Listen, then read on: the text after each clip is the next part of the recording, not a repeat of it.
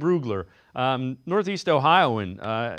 He writes for The Athletic. Here's his mock draft, and we'll take a look at some of them. He's got Cam Ward going 1 to the Titans. He has the Browns taking Abdul Carter, edge rusher, with number 2. He's got Travis Hunter going 3. He's got Shedeur Sanders going 6 to the Raiders.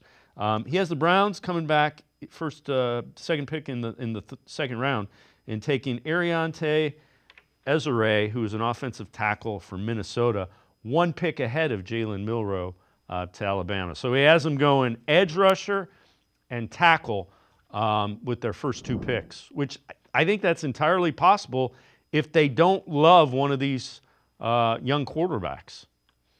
Yeah, if you're not taking a quarterback, those are the 2 spots that I would target. The edge rusher thing is interesting. Carter, I think he's phenomenal. I think he's going to be a great pro. I liked how he played with that injury in the college football playoffs. I think it showed something about him. He was still effective. He looks like Micah Parsons to me, and obviously that's a great comparison. Now, we haven't seen the Browns draft a guy high to pair with Myles Garrett, and I've said they should for a long time, but they haven't. They've gone, middle round draft picks, and then David Clowney. Before that was, why am I blanking on the guy from the Giants? But it's David Clowney, and then there's Darius Smith.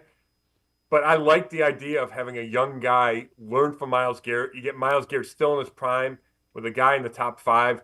We know how valuable it is to get the quarterback, so I would have no issue with that order of picks at all. Yeah, and they haven't been picking as high as they are. So whatever you do in the first round, if it's first 6 picks, you got to get a Denzel Ward, Myles Garrett type. You have to sustain this. Well, if Andrew Berry and Kevin Stefanski don't, they're probably not back here for another year. Right.